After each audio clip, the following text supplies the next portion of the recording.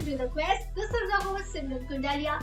Let's dive into today's top stories making headlines around the world this week. US cut ties with WHO, affirms two-gender stand. On January 20, 2025, Donald Trump was sworn in as the 47th President of the United States.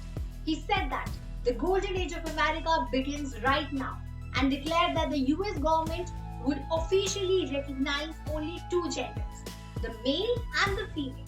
This action has prompted significant concerns among the LGBTQ advocacy group. The Human Rights Campaign criticized the executive order, stating that it undermines the rights and recognition of transgender and non-binary individuals. They, along with other civil rights organizations, are preparing to challenge these measures through legislative and judicial avenues. Trump signed an executive title, Protecting the Meaning and Value of American Citizenship, aiming to end the birthright citizenship for children born in the United States to parents who are either undocumented immigrants or temporary visa holders. In response, 22 states along with the districts of Columbia and the city of San Francisco have filed lawsuits challenging the order, arguing that it violates the 14th Amendment. Legal experts widely view this order as unconstitutional, referring to 1898 Supreme Court case United States versus Wong Kim Ark, which upheld birthright citizenship. Furthermore, Trump signed an executive order initiating the United States withdrawal from the World Health Organization (WHO). This decision was based on the criticism of WHO handling of COVID-19 pandemic and concerns over the political influencers within the organization. Health experts warn that this move could compromise both national and global health security by limiting access to critical health data and resources.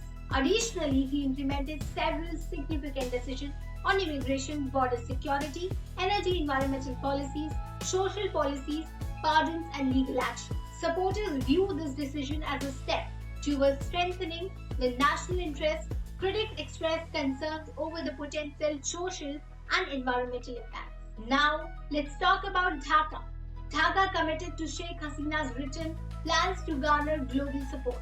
Bangladesh interim government stated on Tuesday that it will continue its efforts to ensure the return of ousted Prime Minister Sheikh Hasina from India and, if necessary, seek international intervention. This has reignited tension between India and Bangladesh. In a press conference, Bangladesh legal advisor Asif Nazrul said, if India refuses to repatriate Hasina, it will violate the extradition treaty between the two countries. We are doing everything we can. The government will continue its efforts to bring Sheikh Hasina back, and if needed, the international support will be sought. On August 5, 2024, Sheikh Hasina resigned and sought asylum in India following uncontrollable student protests in Bangladesh against reservations. Since then, she has been residing in India.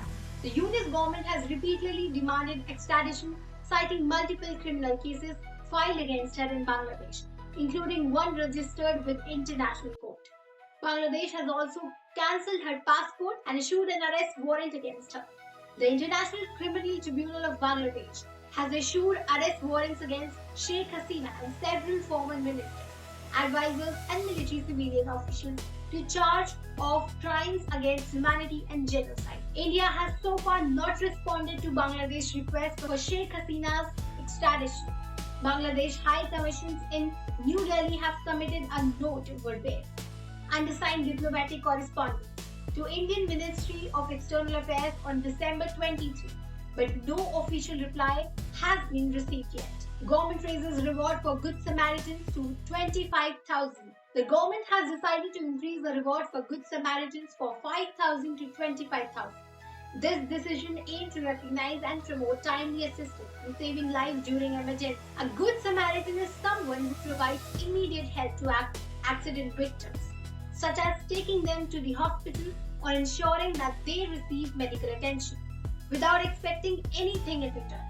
This initiative seeks to remove fear or hesitation among the public when assisting those in need. Announcing the change, official highlighted that the increased reward is a part of effort to strengthening the country's road safety measures and reduce fatalities caused by delays in medical care. The government also assured that Good Samaritans will continue to be protected from harassment and legal complications under certain guidelines. Experts and road safety advocates have praised this decision, calling it a step in the right direction. This increase will motivate more people to come forward and act without hesitation during emergency, said a spokesperson from a leading road safety organization. Citizens can claim the reward by following simple procedure outlined by the authority.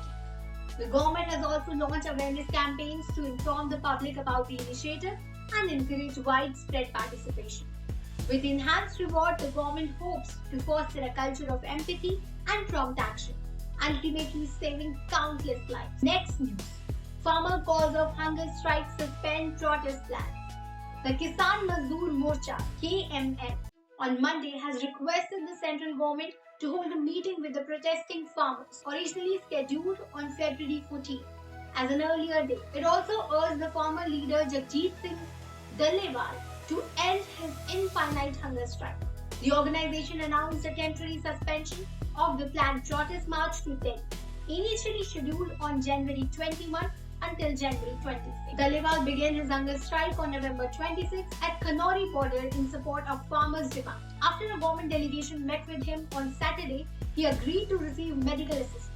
However, Dallewal clarified that he would not end this hunger strike until the demands were met. On Sunday, 121 farmers who were fasting in the support of Dallewal ended the strike.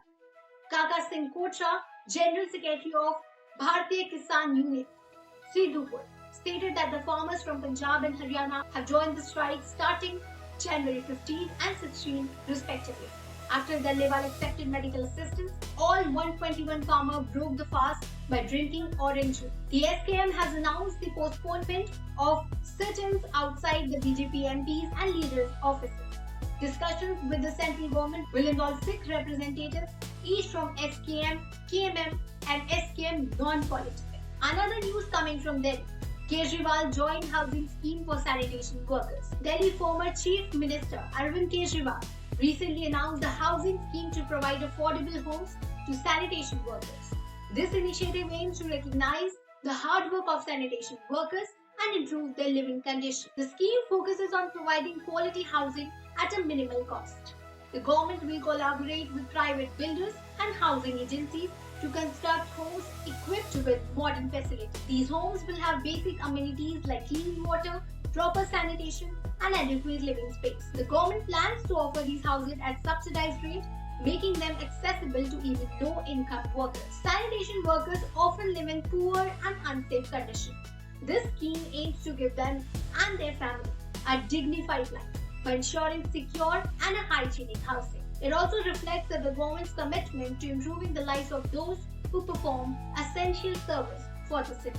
Kejriwal emphasized that the sanitation workers are the backbone of the city's cleanliness and deserves better living conditions. This initiative is a significant step towards inclusivity and respect for their contribution. By providing affordable housing, the Delhi government aims to uplift sanitation workers and ensure their well-being.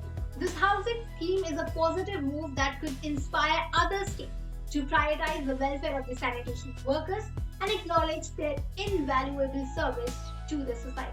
The BJP has released its second manifesto, emphasizing welfare schemes. It promises free education for children from economically weaker sections and one-time financial assistance of 15,000 rupees for students preparing for competitive exams.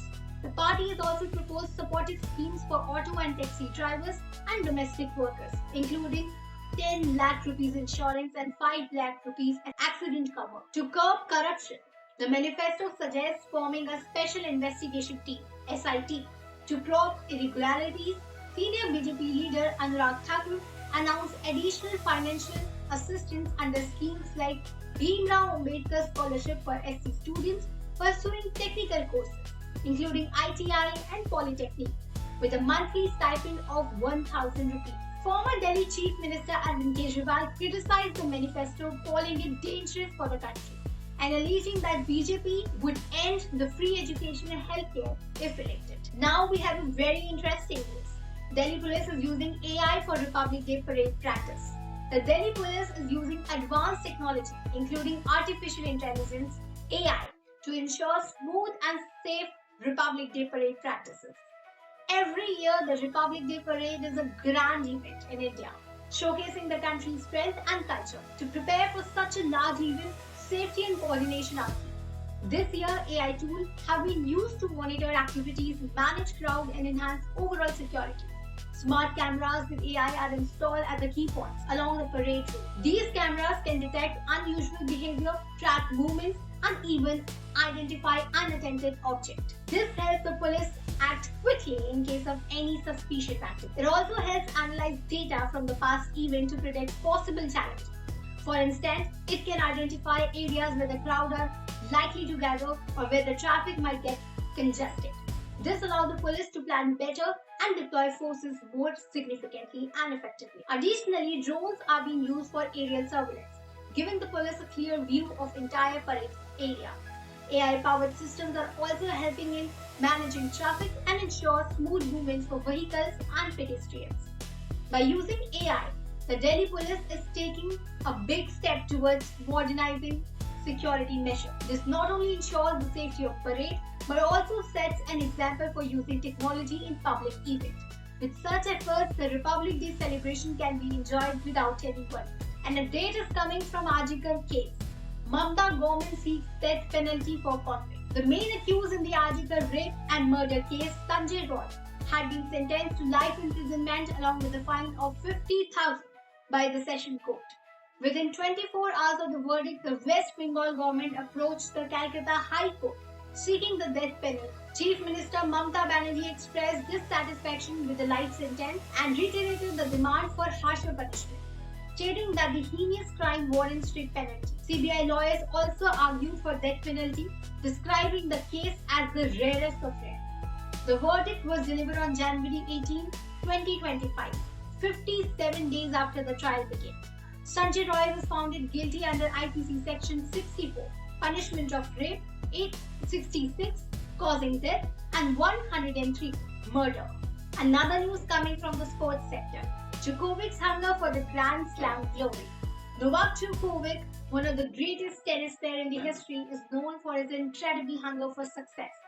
With a record number of Grand Slam titles already in his bag, Djokovic shows no sign of slowing down.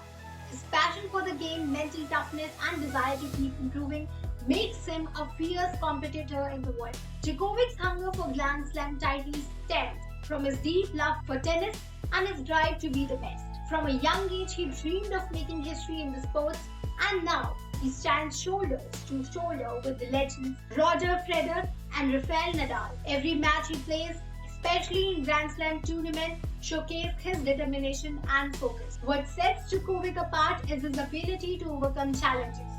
Whether it's tough opportunities, injuries, or intense pressure, he finds a way to win. His fitness, skills, and adaptability makes him a tough opponent on all surfaces, hard counts, clay, or even grass. With numerous records on his name, Djokovic's hunger remains undiminished. His dedication inspires fans around the world and motivates younger players to dream big. As long as Djokovic's hunger for Grand Slam titles continues, tennis fans can expect thrilling performances and unforgettable moments from his remarkable champion. Onto our last news of the week. Bhadoria and Radhika Prasad shine as India win Divyang Champion Trophy. On Tuesday, India defeated England by 79 runs to win the Divyang Champion Trophy. Batting first, India posted a challenging total of 197 by 4 in 20 overs, with Bhadoria according to blistering 73 runs off 40 balls at the striking rate of 182.5. In the bowling department, Radhika Prasad took over 4 wickets for 19 runs in 3.2 overs, while the captain Vikrant Kenny and Ravindra Singh took 2 wickets each. Captain Vikrant Kenny called the victory proudest moment in his career, saying that this trophy belongs to every differently abled individual who ever dreamed of playing cricket for India.